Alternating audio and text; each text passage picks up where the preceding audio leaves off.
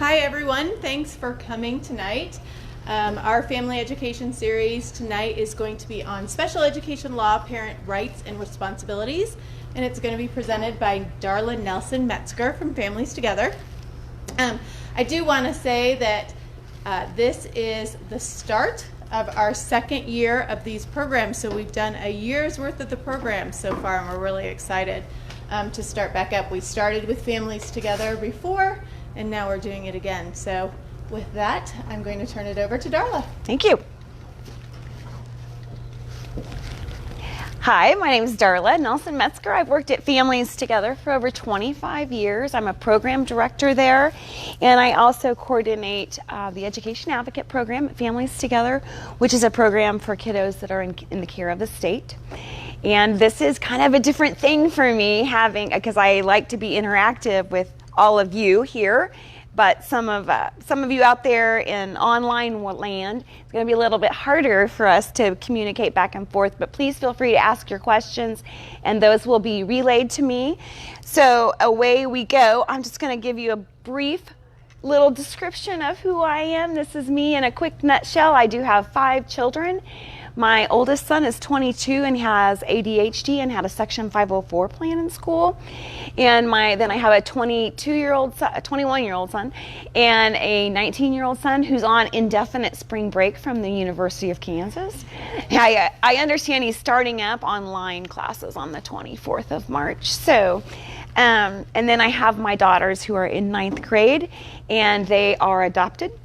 And they are served through an IEP for learning disabilities, although they have, I call them global disabilities. They function pretty low. Their birth mother was a heavy drug user, and I'm sure that had an impact on them in utero. So I did get them when they were 4 days old, so everything's been roses and sunshine since then. But however, they're 14 going on 35, so it's a different experience raising daughters versus sons.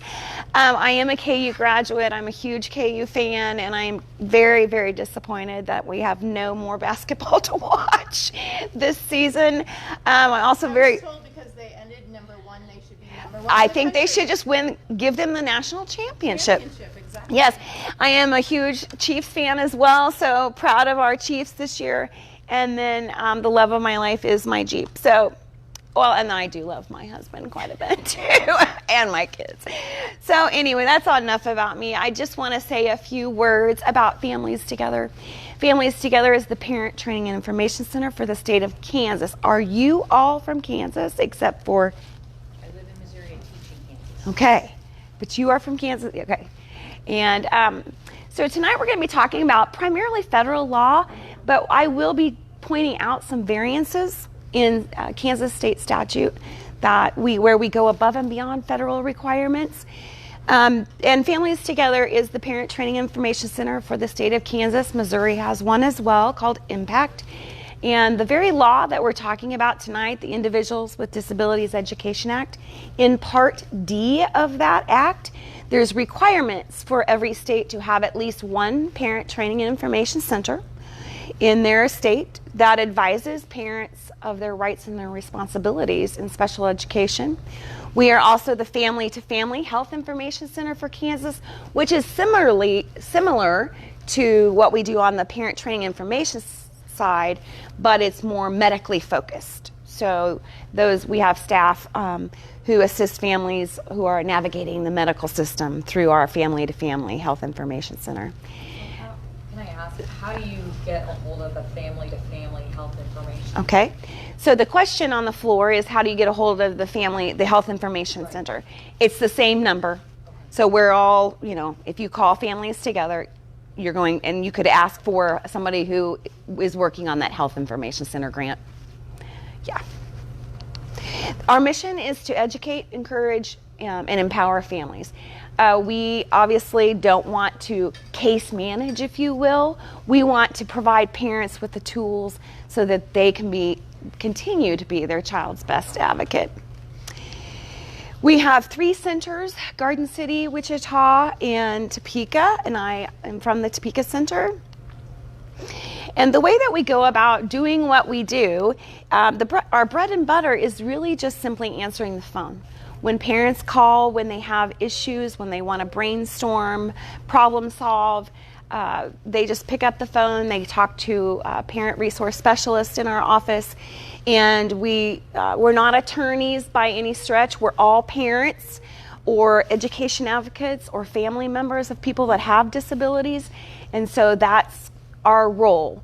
And we do work with the law every day, but again, we're not attorneys, so we don't interpret statute, but we certainly can help guide you.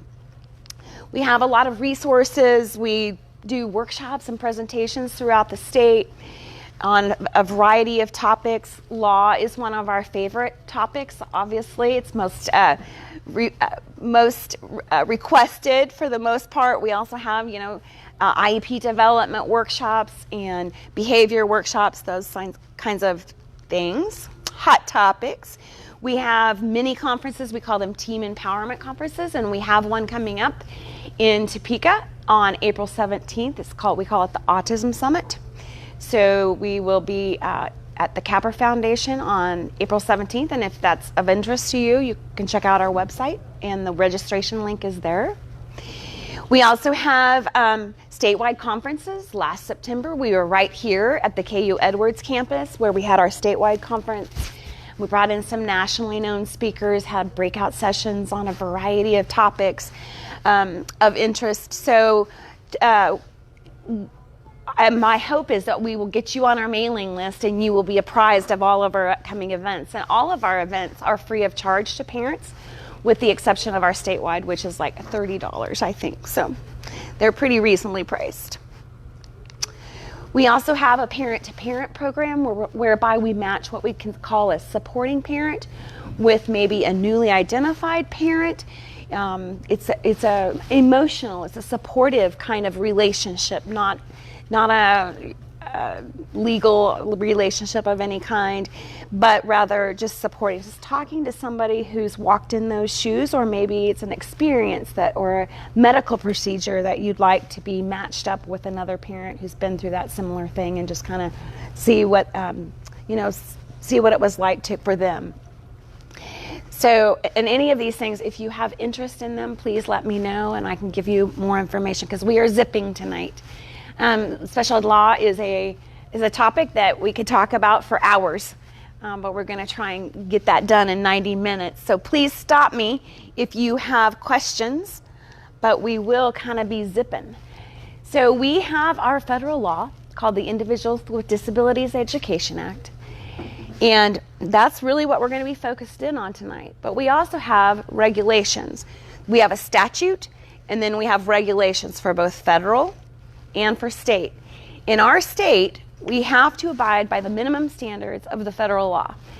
But our state goes above and beyond those minimum requirements in a variety of ways, and I'll kind of point those out. One of those ways is that our state's statute is called the Exceptional Children's Act. So kind of right off the bat, you'll notice that the word disability is not used in our statute. And that is because we serve children who are identified as gifted through special education. We also have in our state some policies. Our districts may have policies like zero tolerance policy and those kinds of things. And the important thing that I think is to know is that if a policy at a local level is in violation with a state or federal regulation, the regulation will dominate, if you will. It will override. So let's take, for instance, the zero tolerance policy that many of our local districts have. If a child has an IEP for a disability, there are extra protections that say these are processes that we have to go through before suspension or expulsion and those kinds of things.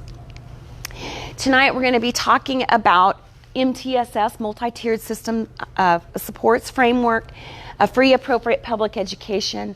Going to be spending a little bit of time looking at what the Andrew decision was at the Supreme Court level.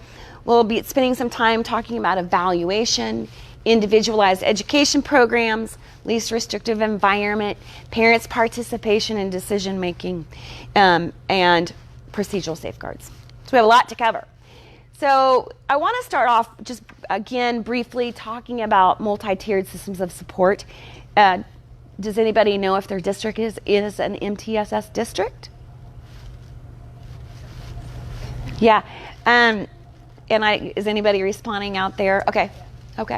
So a lot of parents may not even know if their district is a multi-tiered system of support district. MTSS is essentially what we might know as general education interventions. And perhaps I'm going to make an assumption that your kids have IEPs. So perhaps before your child had an IEP, they might have gone through some general education interventions of some kind prior to being evaluated for special education services. There's a couple different things I want to point out about MTSS. This is not a requirement of state regulation yet. And I also know that they are, at the federal level, are talking about this framework very positively. So I kind of suspect that when we have our federal reauthorization, we might see this framework in federal regulations. I have a question. Yeah. So I've seen this sometimes called response to intervention. That's what it's federally known as, response to intervention. And then my district is a Title I district, so they also do some similar things. Yes. Yeah. So the framework basically divides students. If you think in terms of a triangle, all of our kids get a certain amount of reading time, math time. We have positive behavior supports in our buildings, and those are applicable to every student in that building. All students get the same thing. We may, through district assessments, we may discover that a student needs what we call 10 to 15% of your student population. Okay? And so those kids are still getting the same thing that everybody else is getting, but then they may be going to a reading specialist for additional support and supplemental instruction. And then we also have an identified Tier 3, where if Tier 2 is not meeting the needs of the student, we can bump them up to Tier 3, which we're going to refer to as intensive support. So you're still getting all this, still getting the instruction everybody's getting, but now you're getting intensive support on top of that. What's good to know about MTSS is it's not the same thing. You get 80, maybe your kids get 90 minutes of instruction in reading every day. But when they go to a reading specialist or to a special educator, they are not receiving more of the same thing. They're receiving differentiated instruction that is identified in their areas of concern. The thing that we really love about MTSS is the groups are fluid. Kids can move between Tier 2, Tier 3, back to Tier 2. I do want to say that Tier 3 is not the same thing as special education services. So, it's certainly when a child is in Tier 3, you may be getting to look towards that referral for evaluation for special education services if that student is not responding positively to that intensive support. You can also have an IEP. Let's say you have a kiddo who has an IEP for behavior or autism or whatever, and they may have Tier 2 supports for math. So when we're talking about MTSS in Kansas, we're talking about 3 different areas of reading, math, and behavioral supports. And then we also have the Kansas MTSS framework. And when districts are a Kansas MTSS provider, they are also looking at the social and emotional needs of children, which to me is extremely exciting. I work with kids that are in foster care. You all have kiddos that have autism. This social and emotional focus is really exciting to me. It's not about reading and writing and arithmetic any longer. It's about the whole child and meeting the whole child's needs in schools. We do a lot of data collection when we're doing MTSS to make sure that our interventions are working. Okay? So this is the way that Kansas defines parent. And so in Kansas, a parent is defined, we have 4 primary people who may be defined as a parent, if you will, may sign for special education services, those kinds of things. That's a biological or adoptive parent after the adoption is legalized, a legally appointed guardian, but not the state if the child is in the custody of the state, a person acting as parent, and a trained and officially appointed education advocate. An education advocate, that's a Kansas term. In federal statute, it's known as a surrogate parent. The definition of person acting as parent is a person with whom, a relative with whom the child lives and who has actual care and control and was responsible for the welfare of a child. Okay? So any of those 4 people can act as the parent in special education processes. This is our child with an exceptionality definition, and I do want to point out that it's kind of a 3-pronged thing. Tonight we're talking about what we're going to call Part B of the IDEA. So you have to be 3 to receive services through Part B. Children who are under the age of 3 are eligible for services under Part C of the Act. So, your kiddo might have received infant toddler services or tiny K services. And that is through Part C of the Federal Act.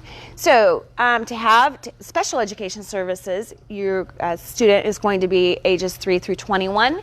They need to meet the definition of one of our 14 categories in Kansas. And they can also have a secondary if necessary. And the 3rd prong is really super important.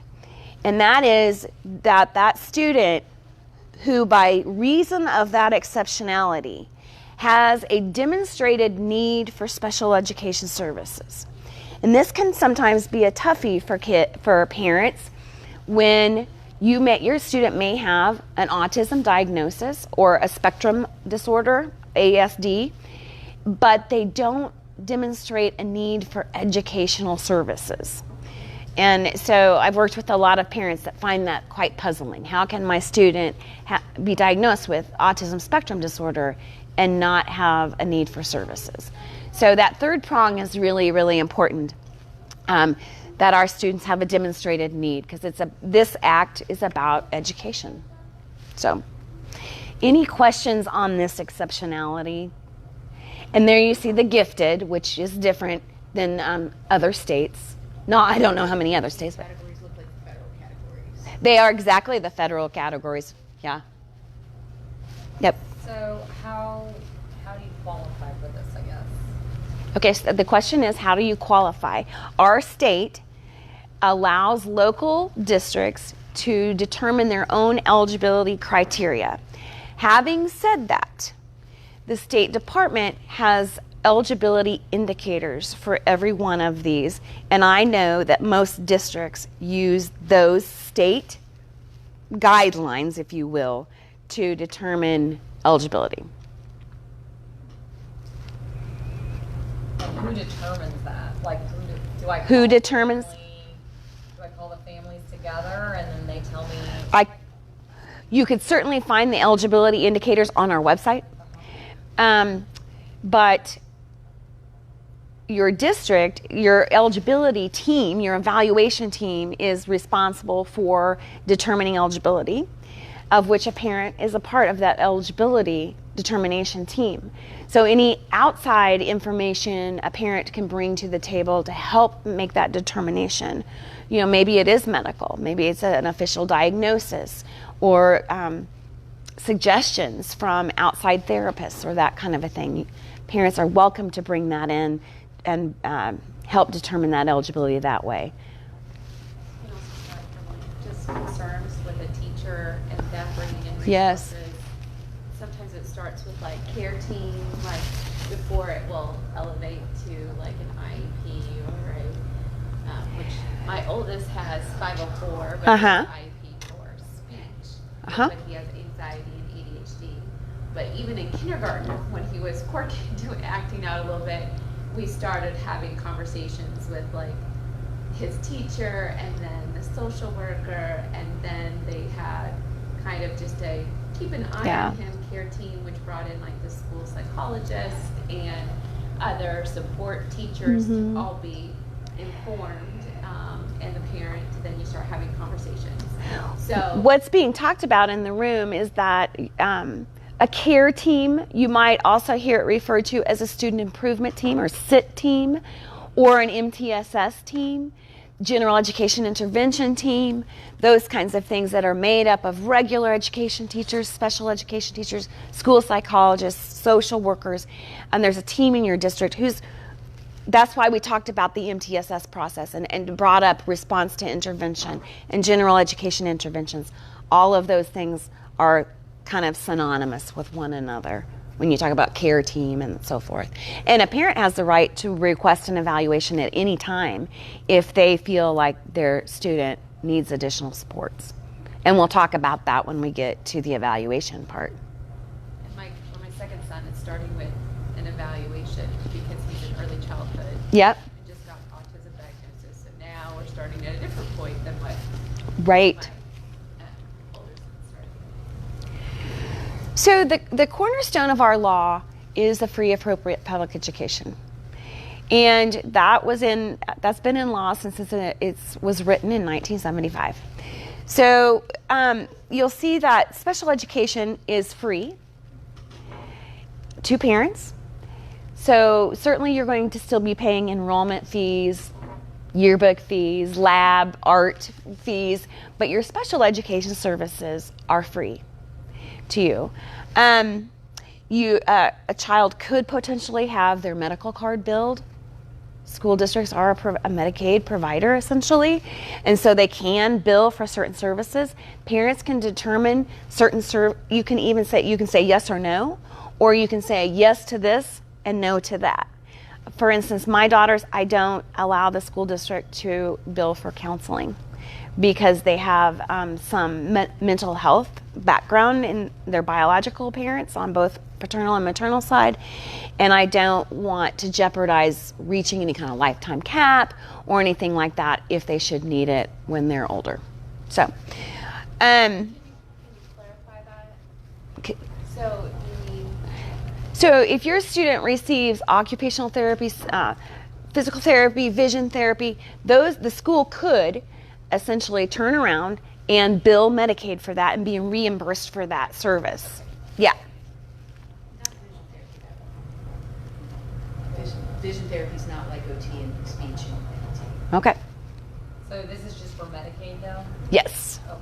Yeah. So just personal insurance, they don't? No. No. Personal insurance, no. Medicaid, yes. Okay. I'm sorry to interrupt. That's okay. Tight timeline here.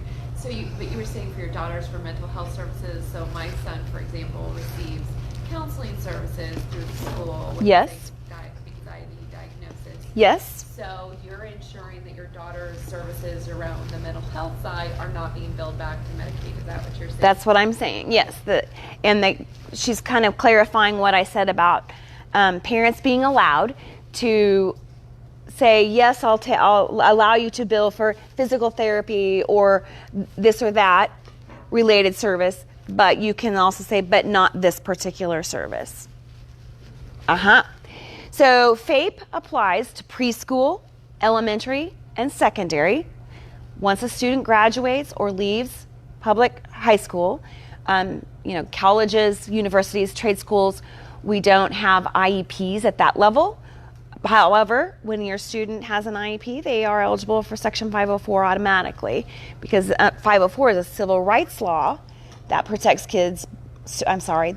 people with disabilities, birth to death, that have an identified disability that affects a major life function. So our kids that have an IEP automatically are covered under that umbrella of 504. And that is what a student can take to a university or a trade school and ask for reasonable accommodations through that. Okay? FAPE does apply to students who are suspended or expelled, and that's students with disabilities, not students who are served exclusively for gifted. And we're going to talk a little bit about Andrew. Prior to Andrew, we had what was known as the Rowley case, which set the bar for a free appropriate public education. And the Rowley case was heard, I think, in 76, 78, early 80s probably by the time it got clear up to the Supreme Court. But Andrew kind of came in and changed some things, and I'm really quite excited about what Andrew says. Andrew was a young man in the state of Colorado who has autism, and he had some significant behaviors that were impeding his ability to learn. And his parents basically said the school was not providing him with appropriate supports. They weren't providing him with FAPE. And so that process, that due process, went through all the different levels of due process until they reached the Supreme Court. And so the Supreme Court came out with the finding that now sets a bar for FAPE. That is a little bit better than what we did have, which was kind of slight. You know, if a student was doing slightly better than what we call de minimis, and it is exactly what you think it sounds just like it is. Very minimal progress. Then the school could say that they were providing FAPE. Andrew kind of says, well, no. Let's turn that up just a little bit, a notch. And so we need to be offering, the new standard is kind of that districts are offering an IEP that's reasonably calculated to enable the child to make progress in light of each individual student's situation. Okay, so certainly it's going to be dependent on the severity of the child's disability, but progress for every child is expected. We talk, the Andrew decision talks a lot about the input of the parent and having consideration into that when you're developing an educational program. And basically, the Supreme Court said that if a student is passing from grade to grade, that they're probably making progress that would meet the FAPE standard, if you will. Okay?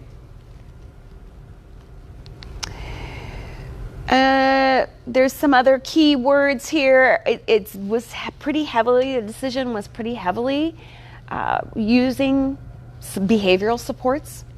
So again, the Supreme Court really supported that social, emotional, behavioral component to a free appropriate public education, not just the academic parts, which is very exciting to me.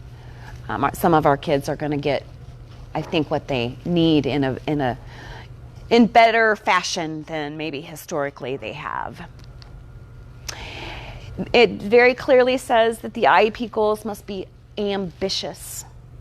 So when you sit down and write your IEP with your team, think of that word ambitious and achievable and aligned with grade level standards. Okay? Challenging objectives, high standards. Okay? Darla, we have a question. Okay. My granddaughter had an IEP testing done mostly last year. We had the eligibility meeting the second week of school. At that time, they used the new classroom teacher's recommendation instead of last year's classroom teacher. Okay. There is also a new psychologist this year. She did not qualify in August. She made no progress this year, and I requested new testing. They denied my request, stating she had been tested this year already. Is there a time limit on new testing? Typically, what people who conduct standardized testing say is that you should not do standardized testing more than once a year. However, I'm a little disappointed to hear that the new classroom teacher, that's fine that she was involved, but they should have also involved the past teachers or other persons that knew her daughter to come in and help make that determination. I'm hoping that when a student is not eligible for services, it is always my hope that we take a step back and say, okay, we've got some good evaluation data. Now, if we're not supporting a student through an IEP, how are we supporting a student? Is it going to be through a student improvement team plan? Is it going to be through a Section 504 plan? So it shouldn't be, yes, they got an IEP and they're making progress. No, they didn't get an IEP. They're not. We shouldn't be seeing that happen. So your daughter should still be making some progress through supports, through general education interventions. That would be my hope. She's saying that she did not. She did not. Progress this year. Okay. And is she being assessed like through district assessments? Are they using that kind of data to make these determinations? There's a lag between. Yeah. So maybe a minute or two. Okay. All right. I'll have her reach out to parents. Okay. Sounds good. Okay, let's talk about initial evaluation. There's really two primary purposes to an initial evaluation, and that's to determine if a child meets the exceptionality category of one or two of those categories that we talked about earlier, and also to determine what the present level of academic achievement and functional performance is for that student. You need to have those baselines to know where that student is right now today in order to determine what kind of programming and supports and services that student is going to need. This is a Kansas thing. This is different from federal. So Kansas says that a district has 60 school days to conduct the evaluation, to hold an eligibility determination meeting, to write an IEP for an eligible student, and begin implementation. So we shortened the timeline down a little bit from federal. 60 school days, though, however, parents, I will tell you, is still a long time. Because when you think about school days, you take out all your weekends, obviously. You take out all your in-service, your spring breaks, your winter breaks. And so, 60 school days is really, you're really looking at probably a semester of school. But at least, and you also, this is kind of the time of the year when we start hearing we don't start evaluations this late in the school year because we don't have 60 school days. But you can always, as a parent, say, well, we still have 40 days, and then I'll give you, then you have 20 more in the next school year. So that's not, when districts say that, that's their own district policy. So here we go with the district policies. But we have the 60 school days. So that's not a reason to not start an evaluation. Okay? We also have reevaluation every 3 years. We're going to look. We want to know, does the student continue to have an exceptionality, continue to have a need for services? The reevaluation process changed pretty drastically in 1998. And I thought it was a great change. So essentially what the government said is that our kids don't have to be put through all this formal testing anymore for us to redetermine eligibility. That we could do that process through a review of existing data. And I like to use my brother as an example. My brother had severe and multiple disabilities. He was a wheelchair user, augmentative communication device user. Pretty obvious he was going to need special education services from 3 to 21. But every 3 years he had to go sit down with the school psych, and do all this formal Woodcock-Johnson, Weschler, all that formal testing to make sure he could still have an IEP. But this new reevaluation process is streamlined a lot. So I really like that.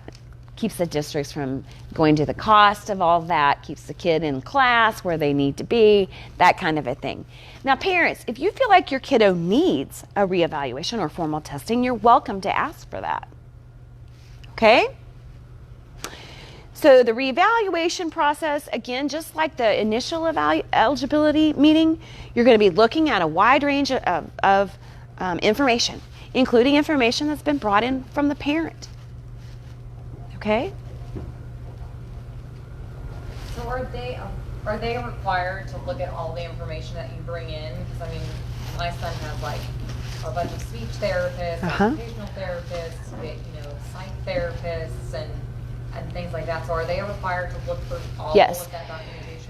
So the question on the floor is, if when a parent brings in outside information, is the district required to, and I'm going to use the word consider because that's the legal word. So the district has to consider the information that you have brought in.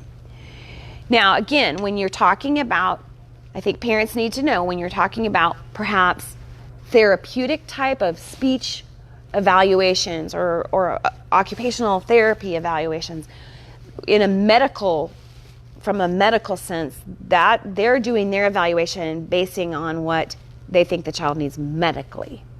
Your district will consider that, but they will also most likely do their own evaluation to determine what your child needs educationally, because those can look very different.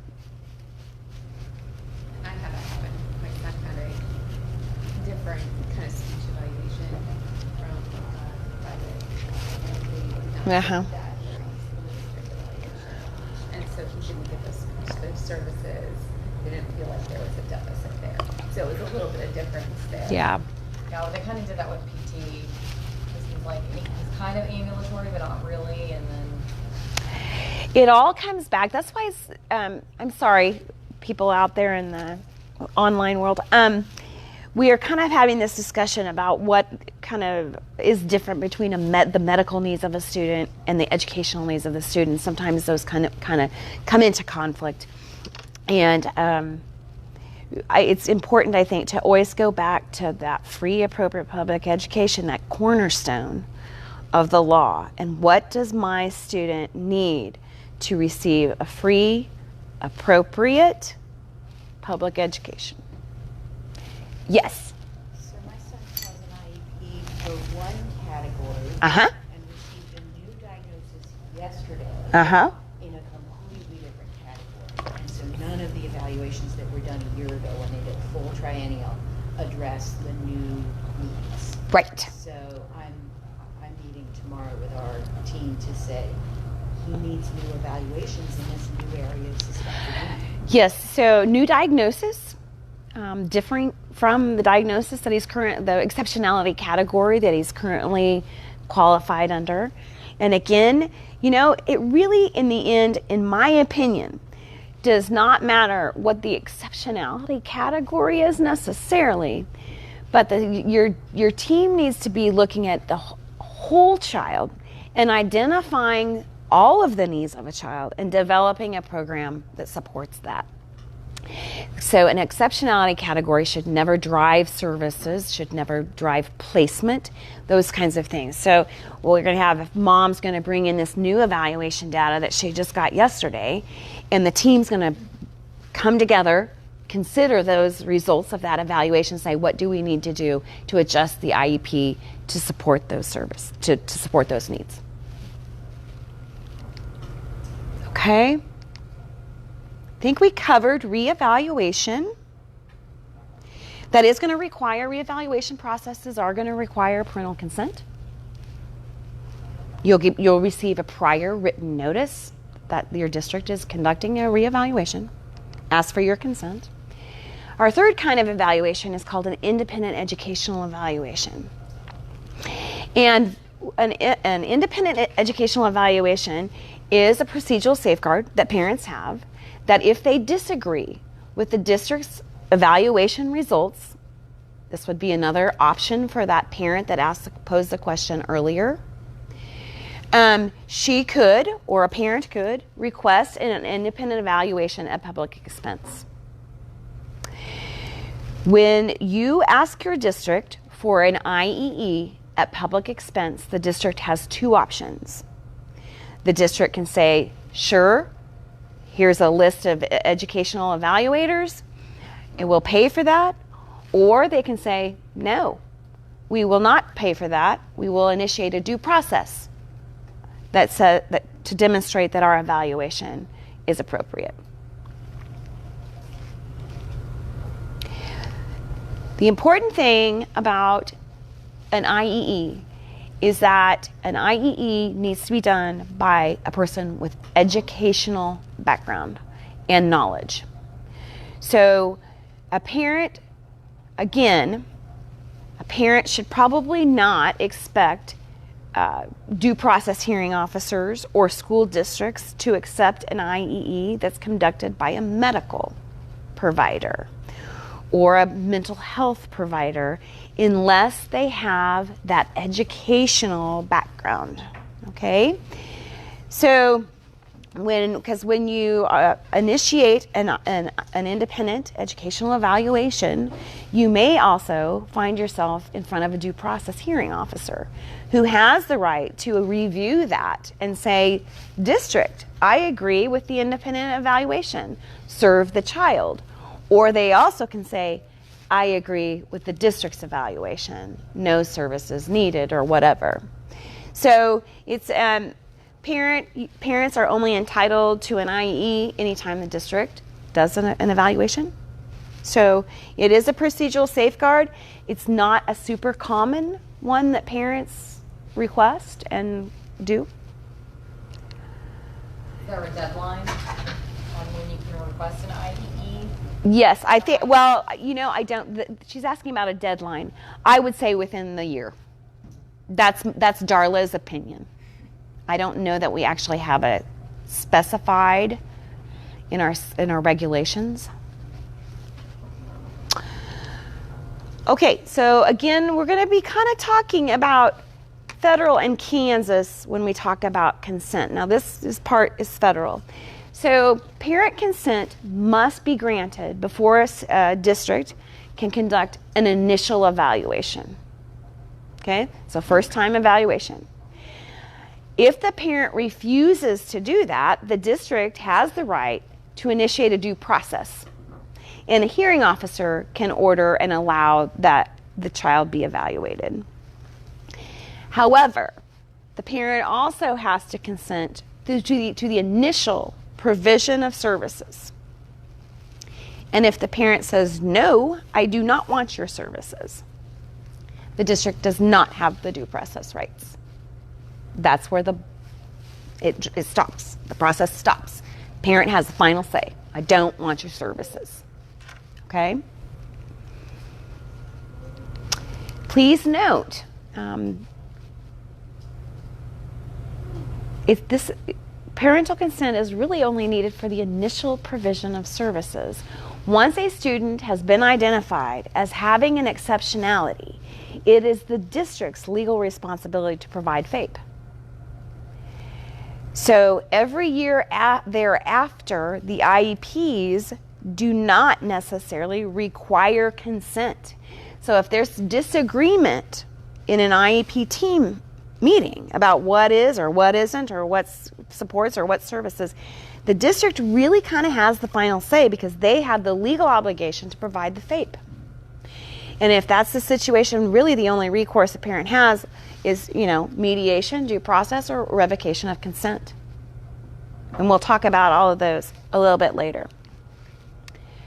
However, I do know that districts desire to have parents sign that they agree with the services that are outlined in the IEP. Okay? So now we're going to talk about an individualized education program. That's a written statement about the supports and services. We see the words in statute, review and revise. That has to be done annually. But IEPs do not expire either. So if you don't agree, do not feel pressured to sign an agreement of a new IEP if you don't agree. And many times we will use the last agreed upon IEP until an agreement is reached. Okay? Is there a time limit on that? Is there a time limit on it? At some point, if you cannot come to an agreement, somebody's going to have to move forward with mediation or due process probably. Or the district's going to say, you know what? We don't need your consent ultimately. We don't need your agreement, but this is what we're going to do. We're moving forward. And then the parent would be forced into mediation or due process. I've been out of special ed for a while, but I remember hearing that if you don't sign this and we don't put this in, then the IEP expires. So no, the word expire is not in statute anywhere. So an IEP a child cannot go, an identified student cannot go without services unless the parent has signed them out or revoked consent for all services. Or you do an evaluation that says the student's not eligible and everybody agrees with that evaluation. Okay? Okay. Let's talk about who has to be around the table when you develop your child's IEP. And certainly parents need to be there.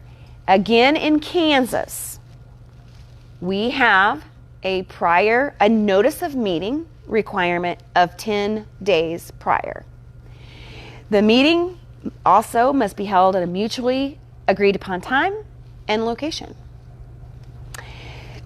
So parents, certainly, and I do throw in, the word reasonable is not in statute, but I throw it in. It is reasonable to expect that this is going to be sometime during the school day, most likely, not at 9 o'clock in the evening. Teachers have contracts that we have to respect, okay? But if you have something really important that's going on the proposed date, you are welcome to call the school and say, sorry, can't make it that day. We need to go back to the drawing board. In my experience as a parent, my teachers are emailing me a month before and saying, give us 5 or 6 dates that are good for you, in the next 4 weeks. So I don't see that as being a big problem. We also have to have not less than at least one regular education teacher. Remember we used the term earlier, Andrew uses tied to state grade level standards. Who knows grade level standards? 4th grade teachers, 8th grade teachers, general education teachers know what those grade standards are. Okay? I don't know them as a mom. We can get them, we can access them through the State Department of Ed. But that's what the regular educator's duty is, really, is to say, one of their jobs in the meeting is to say, this is what all kids, 5th graders are learning this year. So this is kind of where we need to tie that goal to that math standard, if you will. We also have to have not less than one special education teacher of the child. We have to have a district representative, and that person's kind of your administrator, if you will. They are qualified to supervise general education, special education, and dedicate resources that their district or their cooperative can provide to the student. We also have to have someone to interpret evaluation results. That doesn't necessarily mean a school psychologist. Certainly, if your student has had some of that formal testing, that is a school psych is the person who's going to interpret that. But if your student's had an occupational therapy, a functional behavioral assessment, those kinds, who's that logical person to interpret that evaluation data? Okay? How do you know who that is? You can ask. So the question is, how do you know who that is? You can ask. I mean, most of the time you're probably going to know. And again, in my personal experience, school psychs attend a lot of meetings. But they also tend to wear the hat of the local education agency representative. Sometimes. Sometimes it could be your building principal, could be a special education coordinator from your district, or special education director. The child, when appropriate, should attend the meeting. I'm a big fan of starting kids early. I'm not in my daughter's high school in those 8 classes that they attend every day to advocate that they're getting the supports and the accommodations and modifications that they need. And so self-advocacy is my big mantra for my daughters. And so they did, and again, this is Darla's way. I'm not suggesting that this is right for every parent, but I started my daughters out pretty young. In 3rd grade, they just came in at the beginning of their meeting, and all they said is, next year we want to be in separate classes. Then they went back to class. So even that young, they were able to just say one thing that kind of is self-advocacy, essentially. They're still not comfortable with it. They're very quiet. They're very shy. They're people pleasers. They don't want to rough the waters. And so this is a goal for me. I'm not going to be able to be at Washburn University when they're 19 and advocating for accommodations. I'm not allowed to. They'll be an adult. So they've got to start young. So parents, whenever appropriate. However, in Kansas, we require that students be invited to attend their meeting at age 14. Federal says 16. And we can also have others with special knowledge or expertise about the child. And that is kind of broadens things out, right? So the district has the right to invite anybody to the meeting that they wish, and so does the parent. So if you have behavior support through your mental health or through your child's waiver, and you value that person's input and that person has special knowledge about your kiddo, they're welcome to attend the meeting and participate as a member of the team. Okay? Not everybody has to be around the table every time you meet, especially if you're not going to be talking about that person's area of expertise, if there's not going to be any changes, that sort of thing. However, we have federal requirements for excusal, written excusal, for 4 people in the meeting. And those are the local education agency representative, the person who's interpreting evaluation results, the regular education teacher, and the special education teacher. So if one of those people is not going to be present at your meeting, parents are to receive prior notice of that and consent to their excusal.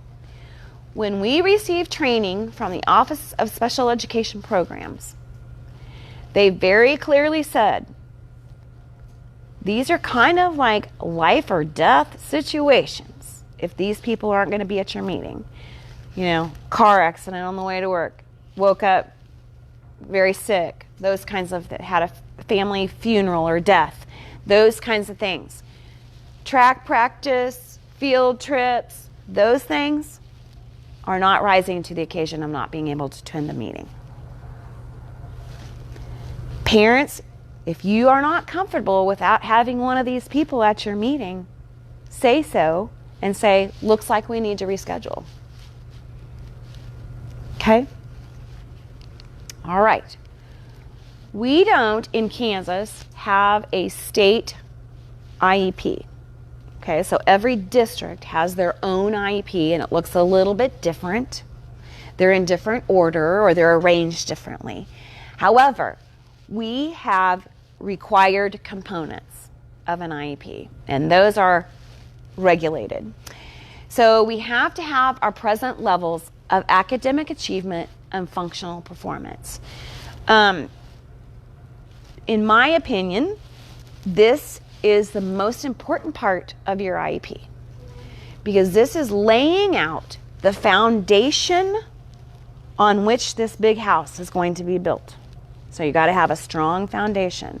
You're going to be looking at vision, hearing, behavior, communication, academics, intelligence, transition, gross motor, fine motor, all those different areas. And again, social and emotional, behavioral, those kinds of things you're going to talk about. When I review an IEP for a parent or for my own daughters, I look in the present levels first. I highlight the needs. And if there is a need that is expressed in the present levels, I want to turn those pages and make sure that need is being met either through a goal, a service, related or special education service, or an accommodation or modification. Okay, so you've identified the need. You have to meet it somehow. Okay, and parents, I think the present levels is the best time for you to provide input, including your concerns and also including that outside information you're bringing in.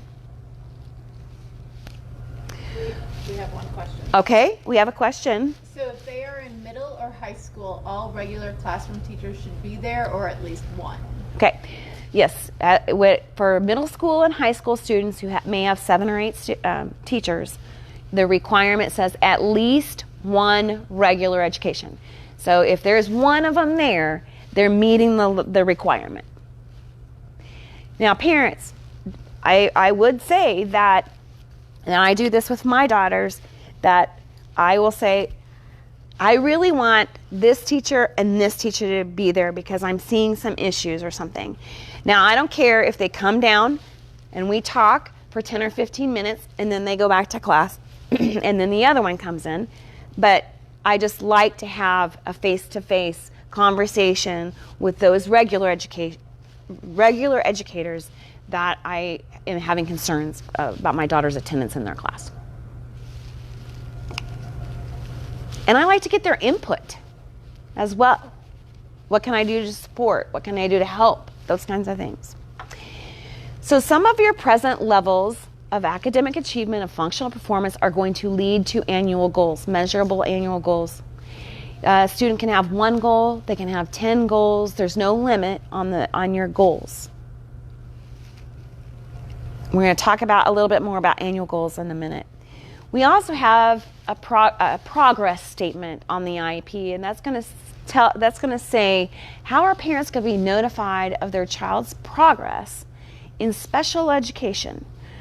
So the law says that parents have to be notified of their child's progress at least as often as parents of children who do not have disabilities. So for most districts, that's going to be 4 times a year, every 9 weeks. Now please know that all of our kids are general education students. All of them. So you have your general education that's going to come in the form of probably a grade card. But you also have to have the special education progress note that's coming to you. And that's going to show you how each one of those annual goals, how your son or daughter is progressing toward that annual goal that you've written. Now you want to be looking for, is this progress sufficient in order to meet this annual goal by the end of the IEP year? Okay. Sometimes your IEP year doesn't align with the 9-week periods. You don't write an IEP on August 15th and it ends on May 27th. Typically, you're going to see some overlap, but that's when you're going to get your progress notes, is every 9 weeks. And you're looking for that IEP year. Is the progress sufficient for that student to meet that IEP goal by the end of the IEP year? Okay? If it is not sufficient, if you're seeing no, not sufficient, that might be a reason to pull the team together. If you see, yes, child already met the goal and you're only halfway through the year, time to bring the team back together. One of my progress notes one time said, we're not working on this. I was like, bring the team together because this is an annual goal. You're going to work on it if you've identified it in their IEP. So, did you have a question? Yeah, so my son's Braille goals for this year we thought... Braille goals? Yeah, Braille goals, not that ambitious. And he was meeting his 3rd quarter goals by the end of the 1st quarter. Yes. And so that's why they want to have his IEP early. Yes. They did informally add additional goals as we went along, because we had this conversation the 1st quarter. We said, all right, we're going to need new goals in the middle of the year. Right. So this mom has a student who met his 3rd quarter, met his goal by the end of the 1st quarter, right? Am I saying this right? Okay. So the school implemented informal ways of enriching that goal, if you will. But you could also amend the IEP, have a quick meeting, rewrite the goal, and make an amendment. Amendment can be done between a parent and a teacher. It can be done, even over the phone. So, and then you can just amend the IEP. You don't have to bring 12 people around a table to make an amendment or to change a goal or increase it, those kinds of things. But I remember when we talk about Andrew, we're talking about ambitious goals, high standards. But we're also talking about achievable as well. Okay, we're also going to talk about in the IEP how our student will participate in state and district-wide assessments. State assessments are provided to students grades 3 through 8 and once in high school, usually the 11th grade year. And we have 2 assessments essentially. We have the general assessment with accommodations, and then we have in Kansas what is called the Dynamic Learning Map, or the DLM, which is our alternate assessment. Only about 1% of your building student population will qualify for an alternative assessment, okay? So you said these are for 3rd through 11th graders? 3 through 8, your student's going to take a state assessment every year, and then of those 5 years, and then once in high school, and generally it's done in 11th grade. It's not mandated to be in 11th grade, but that's typically when we see it done. Okay? Your district is also going to be doing assessments, and this is an area that I don't know a lot about, I'm going to admit, but I know that my district's little kids do DIBELS. That's our district assessment. And then when they get like 3rd grade, we switch to MAPS. Okay? So these are different ways. This is different evaluation data that you can use when you're developing an IEP. Okay? What you're hoping to see for a lot of kids is this kind of closure of gap between your student and same age peers. Because when you get those results, parents, you're going to be shown where your kiddo is in comparison with same age peers. Okay? So we want to kind of see some of that. If we can, we want to see some closure, some narrowing of those deficits, if you will.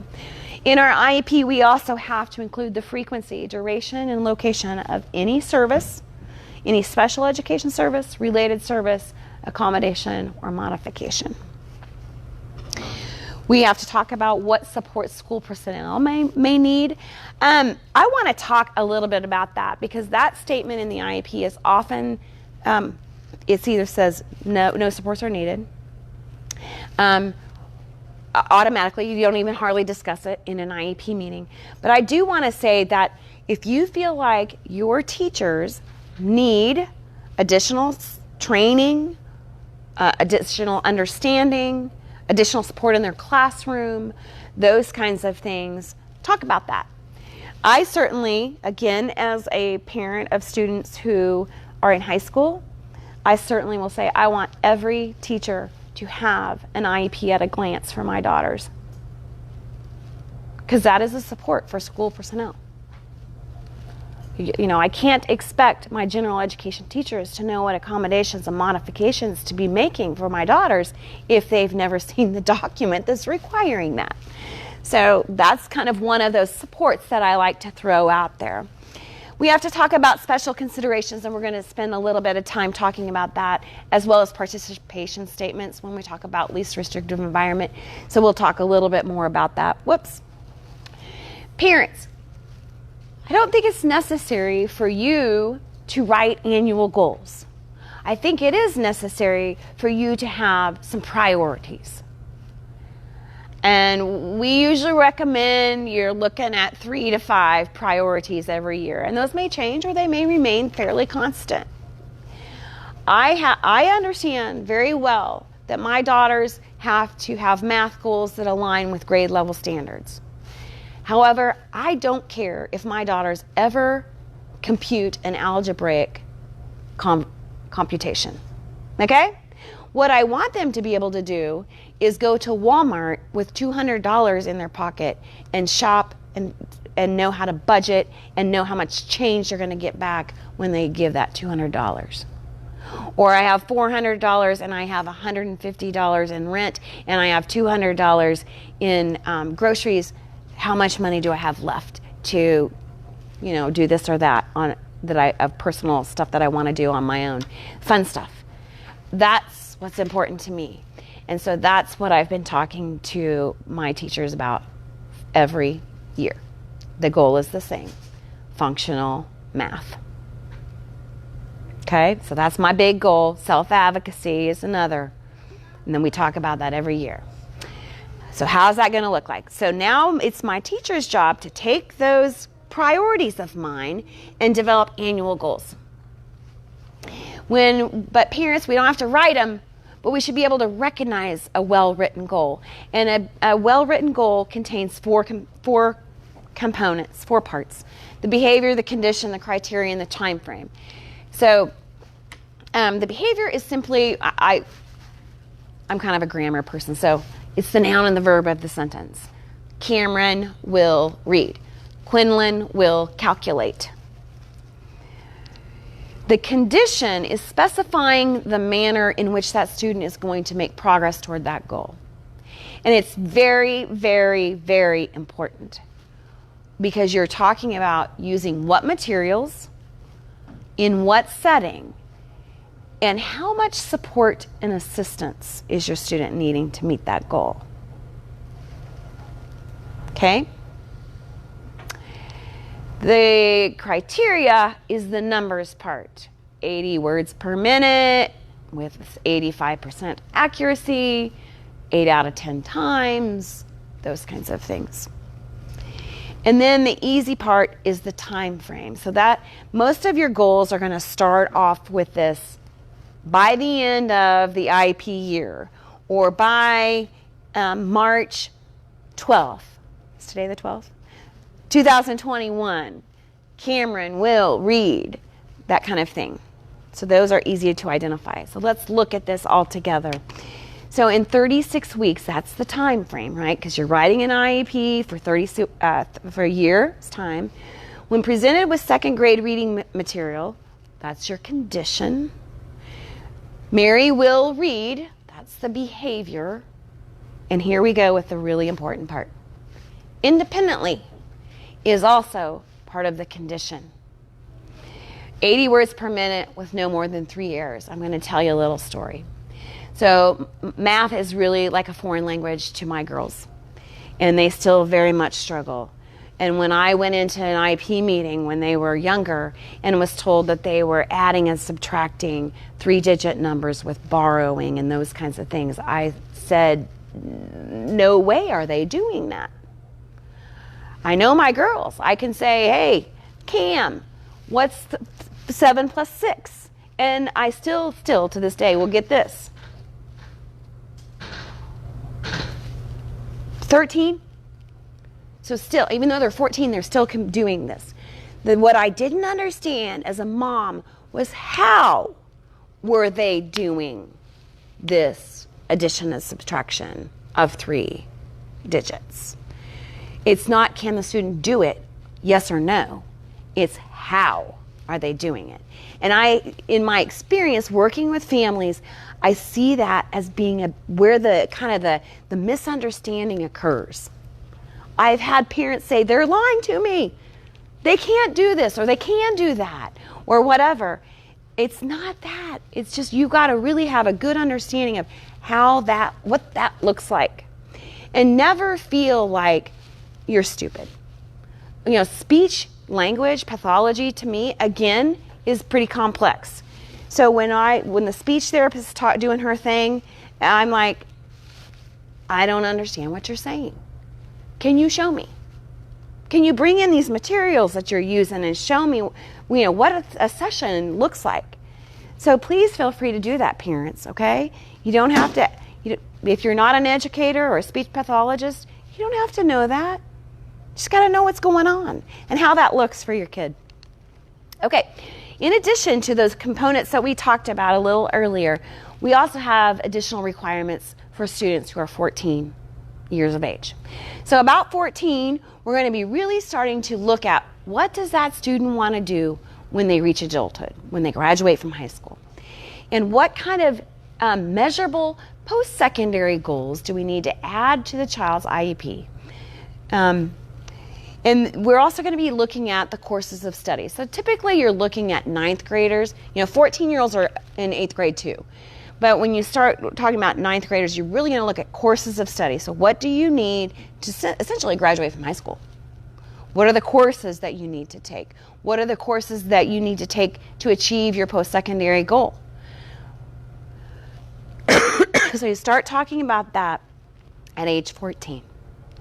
The student must be invited to their meeting at that age too, and you should be seeing, your students should be participating in transition assessments. In fact, this is kind of a statewide requirement now for all students. All Kansas students are taking some kind of transition assessment that demonstrates their interests and their preferences and their strengths to identify their course of study. It was a good thing for kids that received special education services, so much so that we thought it would be good for every kid, and so now we do that for every kid.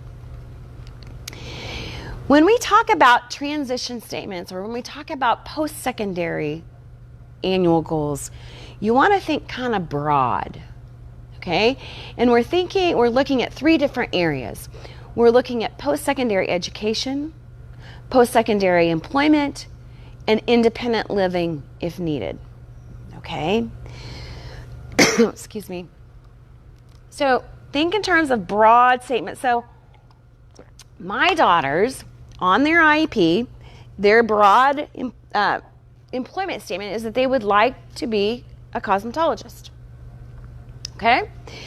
So their post-secondary education goal is that they attend the Washburn Tech program to get that licensure and certification so they can achieve their post-secondary goal. Now, your annual goals should support those post-secondary goals. You can't just walk in to a trade school or to a university without doing things prior to that, okay? So your annual goals can kind of be supportive of those big, broad goals. You know, if you want to go to Kansas University, you have to apply. You need to take the essay or the ACT. You need to know the deadlines of application. You need to go to orientation. So any of those kind of things could be the child's annual goal. Okay? All right. We are going to talk about special considerations, as I said we would a while ago. We have to talk about the student's strengths. Okay, so this is not all just about your kid's needs, but it's about your whole kiddo. And what are your students' strengths? Because children's strengths can really help us develop supportive plans. Okay, if we're gearing our instruction or gearing our supports or our behavioral supports toward those strengths, we will see greater progression for our kiddos. We also must consider the concerns of the parent for their child's education. We have to consider any kind of evaluation data that we've been doing, state, district-wide assessments. School psych may have done some more additional testing. You might have had a functional behavior assessment, those kinds of things. We have to consider the use of positive behavioral strategies for students whose behavior impedes the learning of self or others. This is a real big one for me. But the federal statute does use the word positive behavioral strategies and supports. So suspension, expulsion, in-school suspension, seclusion, restraint, those are not positive behavior supports. Okay? I could talk for about another hour on that, but I won't. I'm going to continue to go. We also have to consider the communication needs. And I'm talking, this is another big one for me. And it's probably going to be a big one for parents of kiddos with autism as well. Our kids have to be able to communicate their needs and their desires and their frustrations and those kinds of things. Or else we're going to be talking about the kid whose behavior impedes the learning of self or others. Communication is huge. Okay? We have special considerations for children who are deaf and hard of hearing. Communication needs, we have to consider whether each child qualifies for assistive technology, which gets easier and easier and easier with each passing year. Most districts now have gone to a one-to-one initiative where most students are have a laptop available to them at least during the instructional day, if not full-time.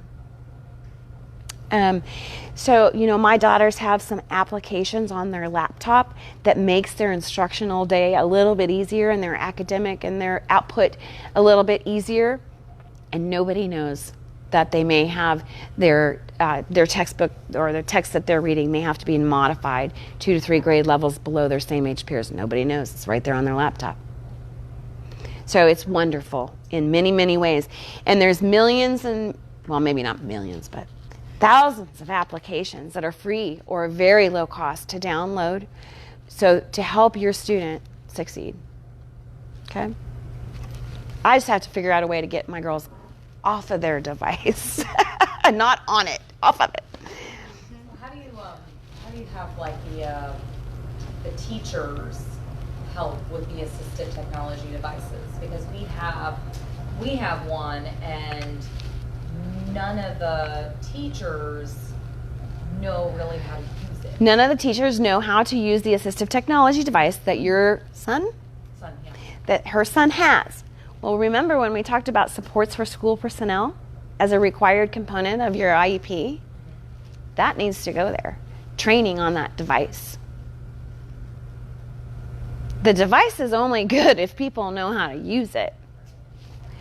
I do want to point out, too, that this is an area where parent training is actually a related service under federal law. So again, we see this in the area of assistive technology. Does a parent know how to utilize the device? Do they know how to program the device or program new things into the device? Nope. Then put it on the child's IEP, parent training. Okay? If the student or the student's insurance purchases the device, it is the student's. If the district provides the device, it is the district's. Yes. In the vision world, kids start with devices earlier than their peers are going to get their laptops. Sure. Because they need a braille display. Sure. And things like that. And when I brought this up for kindergarten, I was pretty much laughed out of the room. Even though I said the national standards say X, and the district's lawyer said, well, we're not obliged to honor national standards. And that was the end of that conversation. Yeah. So we're back to it this year, and I'm hoping it goes differently. Yes. I will say, and you know this, I know you know this, that Braille is the only methodology that is written into federal statute. And so they say that you have to consider the use of, you have to use Braille unless the team decides otherwise. It's the only methodology that's outlined in federal. Okay. So we're talking now about the role of the regular education teacher in the IEP meeting. And I need to hurry. So we talked about that grade level standards, but also, regular education teachers are supposed to have all of our kids in their classrooms. That's the expectation. So what can I do? What do I need in my classroom so that this student can remain in my classroom? Let me speak to that. Let me tell you, I need support. I need an extra set of hands. I need help with modifying curriculum, those kinds of things. If I'm expected by law to serve this child in a general education classroom, please help me. And that's what regular education teachers need to be feeling free to talk about. And if they don't, because I have friends that are regular education teachers, then parents can say, she needs a classroom para, or my student needs a cozy corner to de-escalate or whatever. Can we get that done? Okay, awesome. We talked about amendments, so I'm going to whiz right back by there. Kansas law does say that if you amend the IEP, parents have to be given a copy of that amended IEP. Okay, we talked about revision and review once a year, but anytime any member of the team feels like they need to get together. Okay, so parents, if you have concerns, if things aren't going well, if you think your student needs something more, ask for an IEP team meeting. Kansas law, again, requires if a parent has a reasonable request for an IEP meeting, your district must respond back to you within 15 school days. Okay? Okay, least restrictive environment. I'm not going to read this word for word to you, but this is federal statute. Everybody has a copy, yes, and can see this. Actually, I will email you all the copy of The PowerPoints. Signed in with the email address. I will. Great. Okay, I think the most important part of this is, by the way, LRE has been in statute as long as FAPE has been in statute since its inception, is with the use of supplemental aids or services. Okay, so we can't expect all students to just sit in the general education classroom doing the same thing that everybody else is doing. Some of our kids are going to need additional supports. Okay, and we call those supplemental aids or services. And this is the federal definition of supplemental aids or services, but I make it really simple because I like to simplify things. And so I say whatever the creative mind can come up with, that's a supplemental aid or service. So it could very well be a one-to-one para, but it also could be colored overlays for a student with learning disabilities, or it could be 2 different seats, or a bean bag, or a tent, or a weighted vest, whatever. All of these things are considered supplemental aids or services. Okay? So they have to provide those, like because I think my son would benefit from a weighted vest. Mm-hmm. So that's something that the school would have to provide, or? Okay, so she's saying that she thinks her son would benefit from a weighted vest. Does the school have to provide that? There's always a caveat. The caveat is the team has to agree your kid needs it. And if the team agrees, it goes into the IEP, and then yes, the district will provide it. Weighted vests, rolly chairs, nearly every district has access to these kinds of things. So that would not, from my opinion, it would not be a problem for you to get your kid a weighted vest. Or any kind of sensory stuff, for that matter. Okay? This is the least restrictive environment. Every district must provide a continuum of least restrictive environment, or placements, if you will. General education is considered the least restrictive environment. But for a student who is experiencing significant mental health issues, their least restrictive environment might be a psychiatric residential treatment facility. Okay, so least restrictive environment and inclusion are not used synonymously. LRE is determined for each student individually. You write your IEP prior to talking about placement, and you essentially ask yourselves, where can this IEP best be met? And that should be your placement. Okay? You should always be keeping in mind that you want your student probably to be in as much general education as possible. So for today, it might be an alternative school for your student. But next year or next semester, maybe you're going to kind of push that kiddo gently back in to general education again. Okay? You base it on the IEP, you talk about it every year. Parents are part of that decision-making team that determines placement. Okay? Parents, you are to be part of a group that makes any determination regarding eligibility. So initial eval, re-eval, those kinds of things. You're part of that team. You're also part of any team that talks about placement or any major decision regarding a free, appropriate public education. I really, really want to stress, I don't have time to monitor everything that's going on inside my daughter's school. I have to develop a trusting relationship with my educators. But if we're going to if they're going to make slight changes to the way they instruct or to their curriculum or modify some things, that's fine. Do that. But if you're going to make a major decision about my kids, I need to be at the table. Okay? Prior written notice, we'll call it PWN. The school has to provide this to you anytime they're looking at changing or initiating the identification, any kind of evaluation, any kind of placement change or provision of FAPE. Okay? The prior written notice is going to tell you what they're doing and what the action proposed is, what records they use to reach that decision, options considered and rejected, records used, here's who you may contact.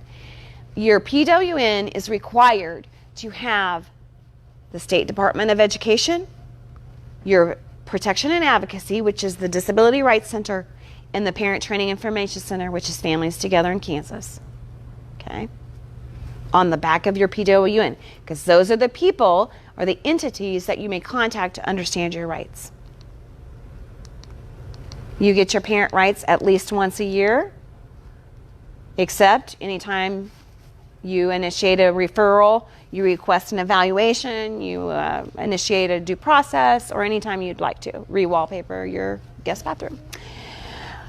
Now we also have, we have participation, we have prior written notice, and we also have consent requirements. Okay? So the consent requirement, remember, initial evaluation, the initial provision of services. Also in Kansas, this is the 25% rule, and this is huge. Okay? So anytime your district wishes to make a 25% change in the location, duration of a service, related service, or placement, you have to be notified and you have to consent to that. So if your student is receiving three times a week, 15 minutes of speech, and the speech therapist is proposing to decrease that to 2 times a week, that requires your consent, because that's a 33% change. Okay? So what if they do it slowly throughout the year? Like if they're like, okay, we're going to decrease it by... What if they do it slowly? 20%. That's legal. It is legal to do it slowly, if you would, But remember, you are still receiving prior written notice, and you also are part of the team that makes a decision regarding placement. Okay? Parents have the right to revoke consent at any time. Okay? If you revoke your consent, your district is no longer legally liable to provide FAPE to your student. Okay? If you decide you've made an error, you're going to go back through the initial evaluation process, and potentially the 60 school day timeline comes into effect. Okay? And records, you have the right to inspect and review. Inspect and review are words that are used by the Family Educational Rights to Privacy Act. Okay? You have the right to inspect and review those records. You have the right to ask that those records be destroyed or removed, or you have the right to add something in. We have 3 ways of resolving differences. My first recommendation is always call an IEP meeting. Give it a shot to work it out around the table at your building level. Okay? And we sometimes will talk about escalating, if you will. If something's going on, talk to the teacher. If you don't get the results you want, talk to your building principal, talk to your special education director. Okay? But you do have the right to also do a state complaint. And these are, I'm going to go really, really fast. State complaint. It's got to be something in black and white. My kid was supposed to be receiving 30 minutes of supplemental, of para support, and they're not, because they haven't hired the para yet, or they quit and they haven't hired a new one. That's a violation of Part B. It's a violation of the IEP. That's a formal complaint. It's a really easy process. We also have mediation, which is the voluntary process. Both parties have to volunteer to go to mediation, district and parent. It's not required that you go to mediation prior to due process, but it is a really good idea. Mediation, I do want to say, if you are having trouble reaching resolution, this is the way to go. Parents generally that we've talked to feel pretty positive about the mediation experience. Okay? They come out feeling like they got some things that they wanted. Okay? Mediation is a compromise. So know to expect that. Then we also have the right to due process. I have recommended due process twice in 25 years. So it's not something that I would ever really recommend parents do. I'm glad that we have the right. I'm glad Andrew's parents had the resources to fight this battle. But in Kansas, we don't have very many due processes at all. Okay, you have local due process, you have state due process, and then you enter into civil, and you can go all the way to Supreme Court, because each party has appeal rights. Okay, so if you don't like the decision that was made at your local due process, you can appeal and appeal and appeal and appeal. Okay? Okay. Before you enter into due process, you're going to have a resolution session, just to try and work it out one more time before entering into due process. So that was added in 2006, the resolution session. We are done. And so I thank you all for your participation and your time tonight. And Yes. Thank you. enjoy being quarantined, because I think that's where we're heading. And I do want to share, next month, our session will be on the IDD waiver, Intellectual and Developmental Disability Waiver. There'll be a representative from the CDDO and 2 of the 3 MCOs to really talk about more information and share that. So watch for that.